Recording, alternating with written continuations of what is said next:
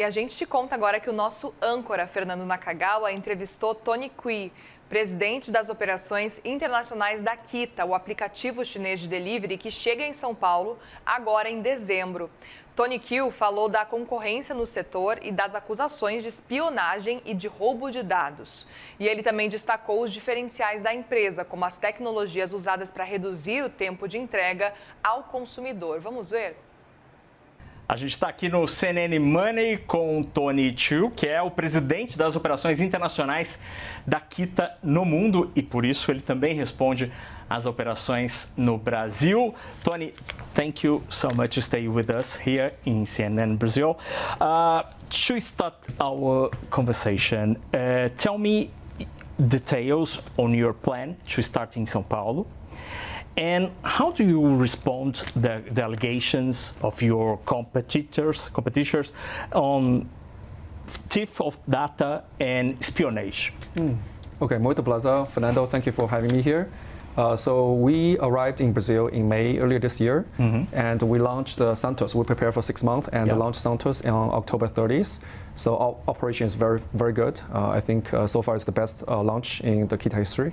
Really? Yes, in terms of user experience, on average, we deliver the food orders around 30 minutes, and the completion rate is more than 99%, so 99% of the orders were completed.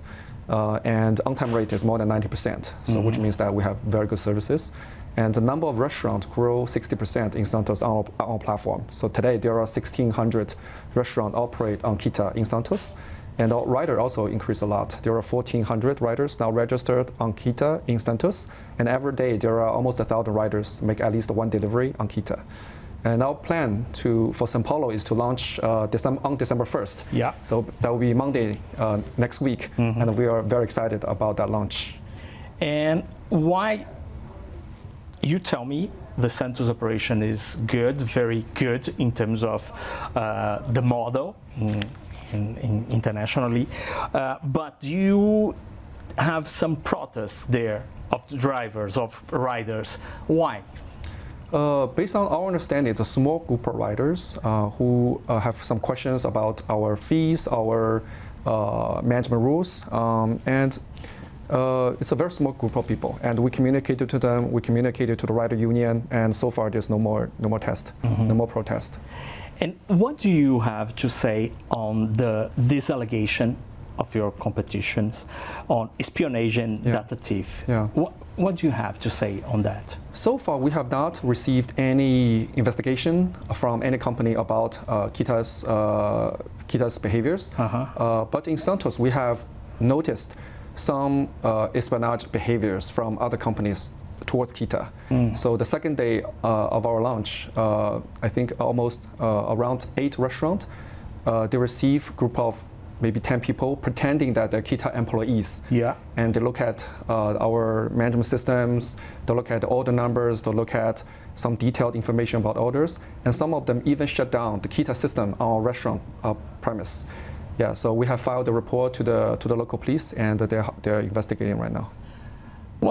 How to explain this deeply hard competition on the delivery market in Brazil? Why do you have this kind of behavior?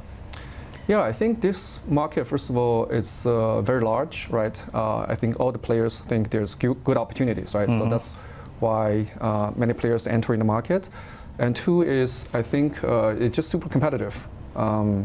Because the market is still growing at 20% a year, so people think there's opportunity here. Yeah, and when you compare the Keeta's operation around the world with the Brazilian operation, what do you see different here looking abroad? Yeah, I think it's probably one of the most competitive markets that Keeta has entered. And the one key difference is there is lots of exclusivity in this market. We think this is why there has been only one player that's dominating this market. And now there's also Keeta bans, right, targeted at us. That doesn't allow big restaurants to work with Keeta. In the beginning, you faced some problems on exclusivity contracts. What do you could tell me on this issue? Do you, Keeta, do you have any kind of exclusivity with some restaurants? Yeah. So in Brazil, we don't plan to do that because we don't think this is constructive in developing this market. We think this is not healthy for this market. And for the exclusive, yes, I think in June, some restaurants start to approach us and saying that our competitors are offering them a large amount of money, sometimes tens of 20s of millions reais, sometimes more than 100 million reais, and ask them not to work with Keeta. So we don't think this is legal. And for you, the decision, the authorities' decision on this claim is okay, is enough, or are you planning to ask something more on this issue? Yeah, so I think the verdict from the first court, the judge made the decision that the Keeta ban is illegal, it's against the Constitution, because you cannot name specifically a competitor and prohibit your business partners working working with him. So we are very happy with the result, and we think this is good for the market. And are you planning, I don't know, to go ahead with this claim, or is enough this decision? Of course, our competitor is appealing, right? Yeah, exactly. Second level, so we'll continue to fight on the second level. Okay, okay. And could you tell me how much cash do you intend to burn in Brazil looking for coupons in Portuguese to the clients or even to the restaurants? How much are you planning to burn? Sorry, before answering that question, I would like to follow up on the previous question because we think the exclusivity problem goes beyond food delivery. The question is whether it's legal to name a specific competitor and prohibit from working with your partner, right? So if it were legit, then it can happen in any industry. Yeah. So in any industry, an incumbent can pay a lot of cash to the partners and say not to work with a new entrant.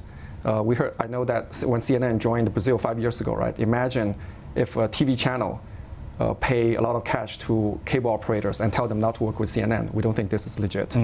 So this is our stand. We are fighting for the free market. So you don't have, Keeta, we don't have it in Brazil. Okay. We would like to invest our money on product, on operation, on technology, and help our merchant partner grow, and help our riders to improve their livelihood, and bring better experience to our consumers. So how much are you planning to burn in cash? Yeah.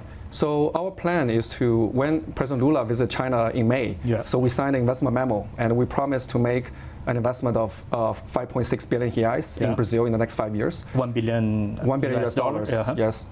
And that will have several components, right? One is to build a logistic network of more than 100,000 riders, and second, to build a call center in northeast of Brazil. And third is to provide our merchant partners marketing campaigns and tools. And lastly, to hire almost 2,000 employees in Brazil. And today we already have more than 1,200 employees. And what's your plan to attract clients, consumers, and restaurants? Because looking for São Paulo market, it's a very, very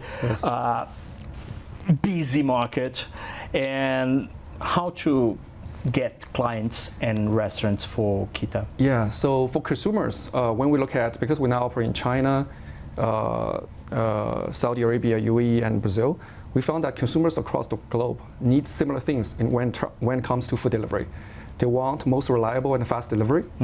For that, we offer on-time promise, which is a feature that we developed in Hong Kong 3 years ago, which means that if we promise a time of 30 minutes to consumers, and if we are late by another 15 minutes, we'll pay a coupon from our pocket, because we're very confident that more than 90% of the time we will be on time. So this is one aspect. And the second aspect is people want more affordability, right? So that's why we launched Santos, launched São Paulo. We offer free delivery.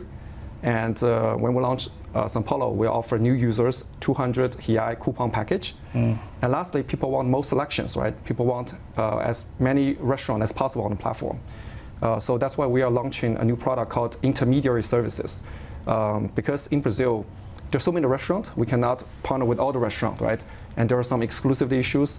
Our intermediary service will help our consumers make an order on his behalf, and we'll send our riders to pick up the orders. So even there are some restaurants who are not integrated with the platform, we can deliver the order on the customer's behalf. And looking for the riders, this kind of promise, the time promise, is not a kind of reason of pressure on the riders. Yes.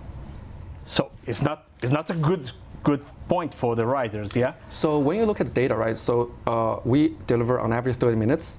So about 23 minutes are the time when the rider arrives at the restaurant to wait for the orders, and the only 7 minutes is the time he delivers. Really? Right. So the way we accelerate the delivery is to time the dispatch of the orders at the right time, right? So if the riders dispatch too early, he arrived at the restaurant too early, he wastes his time, right? And the restaurant not happy because it disrupts his operation at the, in the restaurant. But if we dispatch the orders too late, then the food will get cold. So our algorithm based on China, because we deliver almost 100 million orders a day, can predict how long this store will take to prepare food, how long will it take to dispatch the riders, and when's the right time to dispatch the riders, so he doesn't waste time. And in order to improve safety, we actually monitor the speed of the riders. If he exceeds the speed limit of the required by the government, we will trigger alarm, and we will accumulate those data and ask him not to do that in the future. So technology and timing will be the difference of Keeta in Brazil. Yes, I think so. And also operation know-how. Because we found that in Brazil, there are so many SMBs, small, medium restaurants, and they didn't know how to operate online business very well. So we have a dedicated SMB sales team. Today, there are about 600 people, and they will support our merchant partners. They will share the best practices, how to grow their business, how to acquire new users, how to do campaigns, what's the most efficient way. This is our operation side of the business. Muito bem, a gente conversou com o Tony Chu. Tony, thank you so much to stay with us. Thank you very much, Fernando.